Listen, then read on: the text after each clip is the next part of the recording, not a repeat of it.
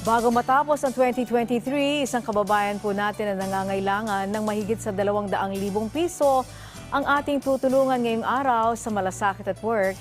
Kinakailangan na kasing maoperahan ang bara sa kanyang puso. Ang kanyang kwento, ating panoorin. Humihingi ng tulong para sa angioplasty ng aking asawa na gagawin sa Philippine Heart Center. Ito ang panawagan ni Noricel Antenor sa Malasakit at Work para sa kanyang mister na si Rene. Kwento ni Noricel sa ating programa, matagal nang nararamdaman ng kanyang mister ang pananakit ng kanyang dibdib. Ngunit dahil na rin busy siya sa kanyang trabaho bilang inspektor sa isang water station sa kanilang lugar, ay pinagsawalang bahala lang umano ng kanyang mister ang kanyang naramdaman. Subalit nung nakaraang taon ay bigla na lamang nakaramdam ng mas malalang pananakit sa dibdib si Rene. Agad naman nilang dinala ang kanyang mister sa isang ospital sa kanilang lugar.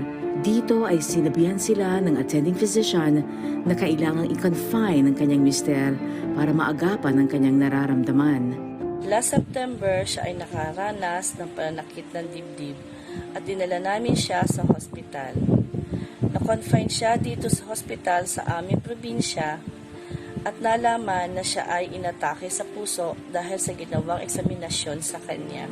Dagdag pa ng doktor, kailangan ng isailalim sa operasyon sa puso si Rene dahil ito na lamang ang tanging lunas sa kanyang sakit.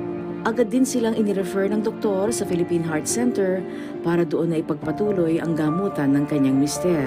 May test na pinagawa sa kanya. Ito ay ang treadmill stress test na kung saan nakita na hindi kaya ng kanyang puso na mapagod.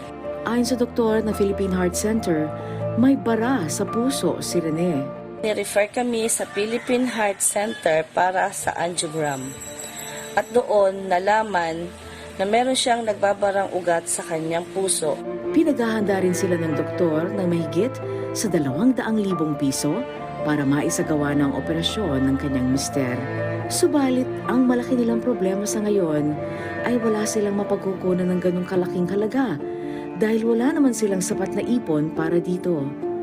Kaya nananawagan sila ng tulong sa Malasakit at Work para sa pangangailangang medikal ng kanyang mister. Pinayuhan ng kanyang doktor na magpa-angioplasty na nagkakahalaga ng 282,883 pesos and 50 centavos.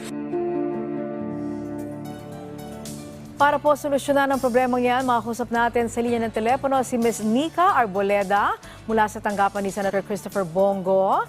Magandang araw, Ms. Nica.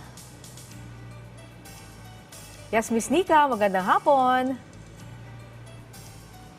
Okay, hindi kaya tayo naririnig ni Ms. Nica Arboleda. Magandang hapon po sa inyo. On air na po kayo sa ating programa ngayong hapon, Ms. Nica. Alright, sandali lang po. Ating sinisika pa rin matawagan ang tanggapan po ni Senator Christopher Bongo para nga po makakuha tayo ng tulong pinansyal para po sa ating pasyente na nangangailangan ng malaking halaga. Ms. Nica, magandang hapon.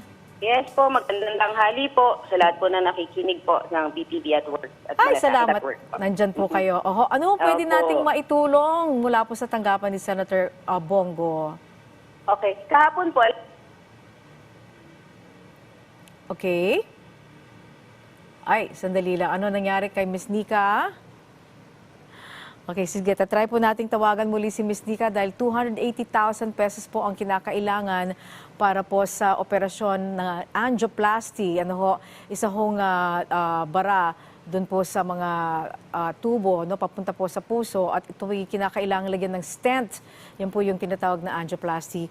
Unfortunately, di na ho natin siya mabalikan pero nawala na po ng dial tone. Pero asahan niyo po na tayo po tuloy na makikipag-ugnayan sa kanya off the air para po sa tulong mula sa tanggapan ni Senator Christopher Bongo. And muli, maraming salamat, Ms. Nica Arboleda. At sa mga nais pong dumulog sa ating programa, maaari po kayong magpadala ng mensahe sa ating official Facebook page na PTV Malasakit at Work. Maaari kayong mag-email sa ptvmalasakit@work@gmail.com. Muli, ang tunay na malasakit ay laging at work.